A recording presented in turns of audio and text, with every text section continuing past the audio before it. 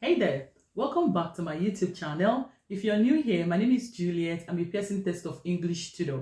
And in today's video, I'll basically be talking about Write Essay, which is the second task in your PTE writing. And to all my returning subscribers, I just want to say thank you for always tuning into my channel and watching my videos. Now let's just go straight to today's video and let's know what it's all about.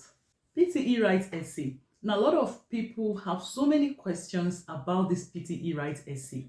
PTE Write Essay, first of all, is the second task in the PTE writing. Remember, the PTE writing has two tasks. The first one is the summarized written test, and the second one is Write Essay. Usually, they would give one or two of these tasks on exam day, and this task will add scores only to the PTE writing. That's contributing scores only to the PTE module, writing module, exactly. Yeah, and this task, you'll be scored on some criteria, just like in the speaking or just like in the reading. The writing module is no exception. For the writing module, you'll be scored for the following criteria. We have the content, which will give you 3 marks. Now, that doesn't mean that you can just write anything and then get 3 marks. No. If you can deal with the topic sentence very well, if you can explain it very clearly and very precise and concise as well, then you get 3 marks. But if you do not explain it very well, the way the computer will want you to explain it, or the way the computer has been programmed to grade you, then you might not be getting 3 marks for content. You also be scored 2 marks for form. Now, form is your ability to stick to the number of words they want you to write. For the PTE essay, you're expected to write between 200 and 300 word count. And if you do that, if you can write that number of words, then you get 2 marks, which is the highest mark for form.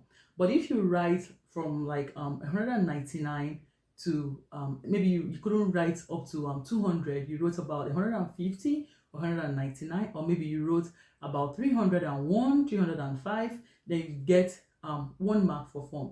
But where you're not able to meet up with any of these numbers I have called, maybe your essay, you've written just 120 words, then you would have nothing.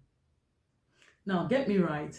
Remember, in the PTE essay, which I'm going to be showing you just here,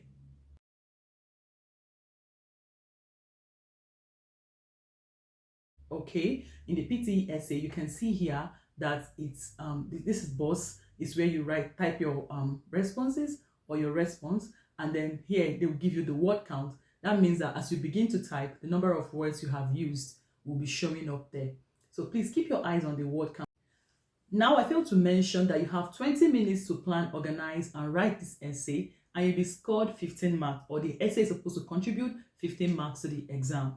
Okay, now that doesn't mean that it's a very, very important task. If you have been following my videos, you will see where I always say that the essay is not among the most important tasks. However, it's among the important tasks and not among the least important tasks. Okay, so if you haven't watched my video where I try to explain the tasks that are most important, I'll put it in the description box. You can watch that video and you know where the essay lies and other tasks.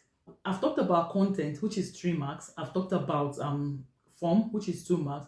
You also score 2 marks for spelling. Yes, so if you do not know how to spell correctly, you can just improve your spelling skills, because if you do not spell correctly, you could lose a lot of points, which is about 2 marks, okay? But if all your words are spelled correctly, you will get the full 2 marks for spelling. Again, I have a video on how you can know how to spell, or how you can improve your spelling skills while you write these exams, or for your everyday use, okay? I'll also put it in the description box. Now, another criteria on which you'll be scored will be grammar. The sentences you're using in the essay, are they grammatically right? Are they correct? Because if you're supposed to use had and used have or has, then it's not grammatically correct. If you're supposed to use his and you use him, those things are the things that will take off your marks, and many other things too in the grammar aspect. Okay, you also be scored for vocabulary, 2 marks. So I'm going to just do a run through on the scoring criteria when I finish. So vocabulary, 2 marks. Now, they can't ask you to talk about football and then you go talk about basketball.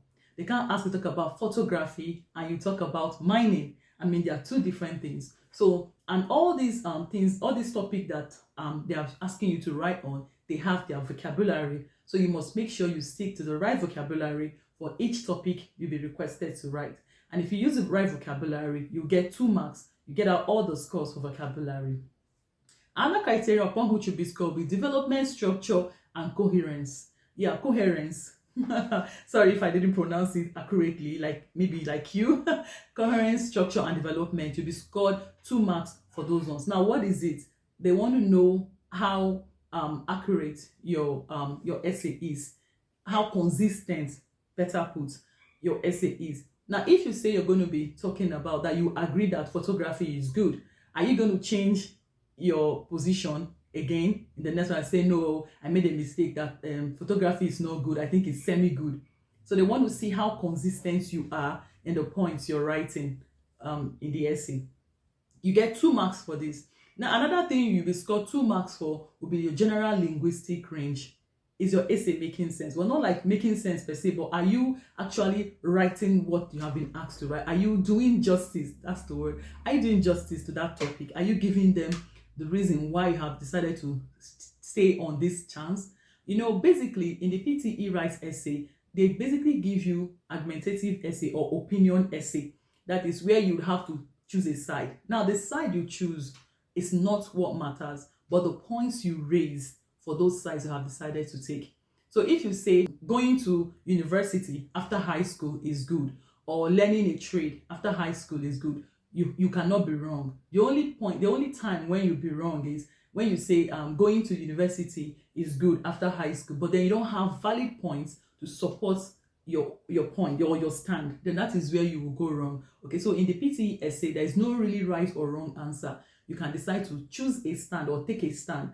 Those are the things that give you the points. So I'm just going to do a breakdown again of the scoring, which you need to know. So you get 3 marks for content, 2 marks for form, 2 marks for spelling, 2 marks for grammar. You get 2 marks for development, structure, and coherence, and I get 2 marks for general linguistic range. Now, if you add all these things I have listed out here, you'll get 15. So this is how the 15 points you get from the essay comes about. This will bring me to another point, which is the essay structure. Generally, in English language, all essay structures are the same. Yeah, unless you're being asked to put an additional paragraph, and that is when you can go and put those additional paragraphs. Okay, so the basic essay structure for every English exam would be the introduction, and we'll have the body paragraph 1, body paragraph 2, and conclusion. So these 4 structures are the basic essay structures in the entire English language. So it's not, you won't say PT has a different structure and IELTS has a different structure. But sometimes people also add another paragraph, especially when they see that the number of word count they have is not up to the number of word count that will give them marks. They add another paragraph before the last paragraph, which is the conclusion. But basically, the general essay structure will be the introduction, body paragraph 1, body paragraph 2, and then the conclusion. Now, if you have this structure, then it also contributes scores to your PTE writing. Now, I'm just going to go ahead and give us a breakdown of what the structure would be like and what is expected in this structure. Now, I'm not going to be getting into so much details about this essay structure and what you should be expected to write. This is because I already have over an hour video on how to go about the PTE Write Essay, which I'm going to be linking up here. So you're going to see it. You can go watch it. You can go see how precise and how detailed I was in that video. For this one, I'm just going to do a general rundown or a periphery rundown of what is expected of you in your Pearson test of English exam. Now, for the introduction, what is expected of you is just to give a general overview of the topic. Let's say they ask you to talk about if people should go on with university or they should rather do trading. They should become tradies. I mean, they can learn some skills and not go to university. So if they ask you that kind of question, you can just tell them a general overview of what education is about and all that. Remember, I said I wasn't going to get into so much details in this video. So for the introduction, you'll be asked to give a general background, or you'll be expected to give a general background of what the topic sentence is, or you paraphrase the topic sentence, which is a topic. You're just trying to coin it in a better word, easier way for you or anyone that will read it. However, PTE is a computer-based exam. It's not marked by humor, so your humor will not be biased to give you your scores. If you just follow a good structure, then you get the the introduction. Now, apart from writing the general background knowledge or general background information or paraphrasing the topic sentence, another thing that can come into the introduction is you stating your opinion. Because if you recall, I have said in this video that you'll be asked is usually an opinion essay or an argumentative essay where you are expected to choose a side or to take a stand. So it's in that introduction portion that you're also going to express your sound, or you're going to tell them what side you're going to be taking. Okay, so we have a general overview of the topic. We have you taking your side. Those are the things that the introduction would contain. Now, this takes us to the first body paragraph after the introduction. The first body paragraph will simply state why, the first reason why you chose that side you have decided to take. And then the next thing you need to write after you state the reason why you think people should go get a skills after their high school. After you state that opinion, as an example, if you think that if you're going to be taking that stand, people should learn trade or get a skill after high school, then you tell them the reason why you chose that. Another thing you can do there is you should also state an example that will kind of give in more explanation to what you have chosen. Okay, so you're going to state your opinion or explain your reason number one why you chose that stand, and you give a commensurate example to buttress your point. Okay, you can also put a little bit of conclusion if you like. Then the second body paragraph, remember we've talked about the introduction, we've talked about the first body paragraph. The second body paragraph will simply be you stating your second reason why you took a stand with getting a skill after education, after high school. And when you do that, you're also expected to give another example to further buttress or further explain why you chose that point. An example that will be commensurate with the point you have raised, because your example cannot be something else. For instance, if you're saying that people should acquire a skill because it will help them, especially when they in less developed countries or in underdeveloped countries, in case they don't have jobs or in case there is a high rate of unemployment, then they will be able to use their skills to generate work for themselves. Now, you cannot be saying that is your stand. Then you now say, people should also get education because education is good. No, you will be contradicting yourself. I mean, you're not going to get the score for structure, development, and coherence because you're not being consistent. Okay, so you have to make sure that the second reason you're giving, the example you're giving, will address it very well or make it easy for anyone reading it to understand.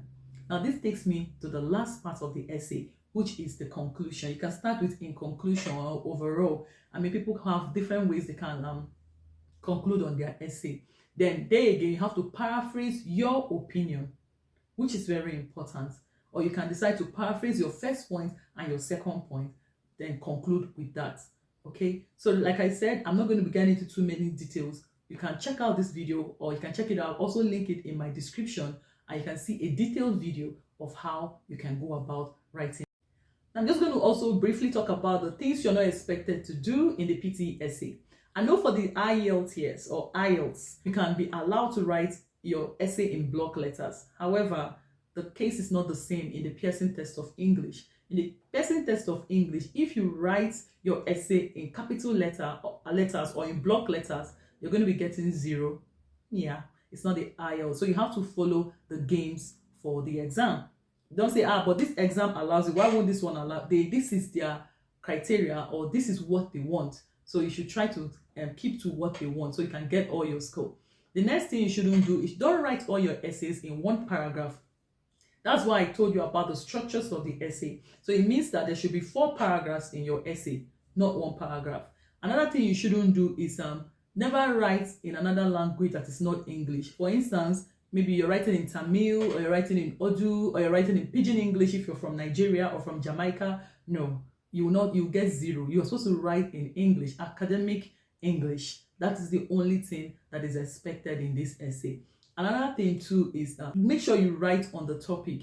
Don't start, even if you don't know the topic, just try to come up with something that is easy to explain. Don't start writing too many things that's not the topic. Okay, so another thing I want to offer you here in this video, if you come across this video and you're writing any English exam, be it the IELTS or the maybe TOEFL, whatever English exam, or the PTE, You can decide to send me your essay you have written so I can review it. Okay, you can find me on Instagram at English_prep class. You can also find me on Facebook at English Prep Class. You can leave me your essay. I can review it for you free of charge, and I'll give you feedback on how you're faring. Now, make sure you follow me on these social media handles. And if you haven't subscribed to this YouTube channel, please, what are you waiting for? Hit the subscribe button, turn on your bell notification, and you will know when I have new videos. Thank you guys. I'll see you in my next video. Bye-bye.